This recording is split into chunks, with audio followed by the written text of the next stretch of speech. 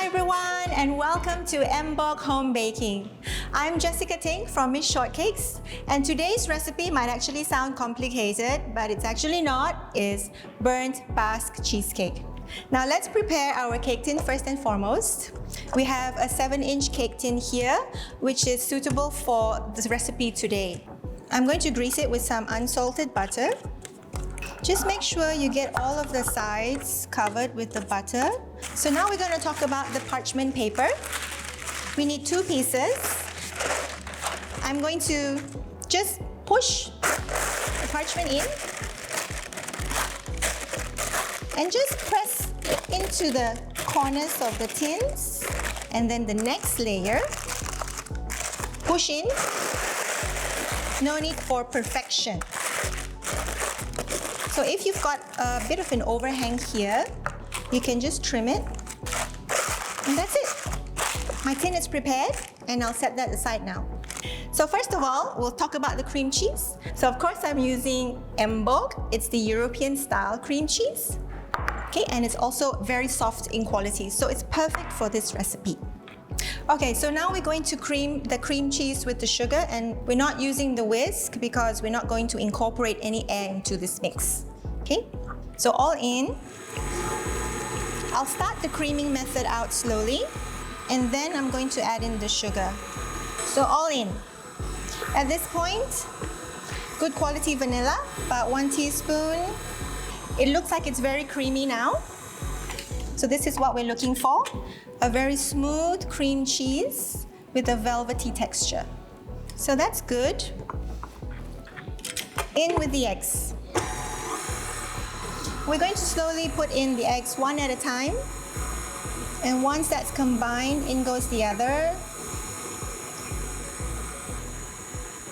That's it, we're almost done. This recipe is so easy, and I don't even have to make a crust. So now we need to incorporate the cream and the plain flour. So in order to do that, first we need to sift the flour as usual. We want to get rid of any lumps. So using a whisk, I'm just going to pour in the cream directly into my flour, just a little bit at a time.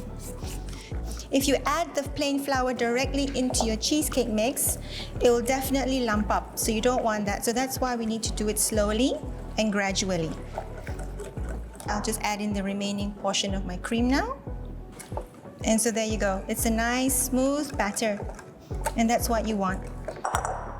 One last mix to combine everything. And we're almost there. It is that easy.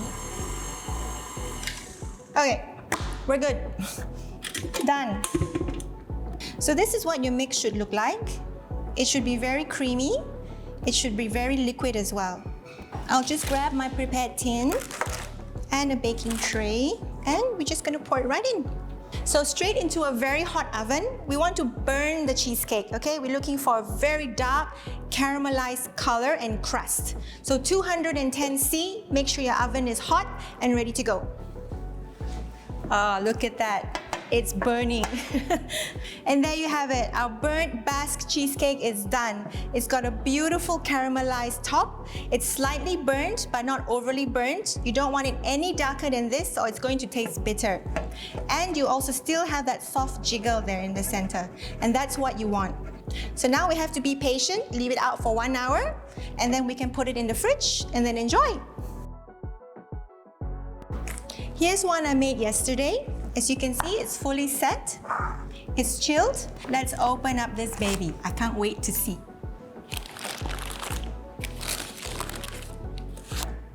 Just a few simple ingredients, but the outcome is amazing. Now let's cut into it and have a look inside. And here it is, a beautiful gooey center. And this is what you want in a burnt Basque cheesecake. You can't ask for anything better than this. I hope you will give this recipe a try. You can find the full recipe online. Happy baking, guys!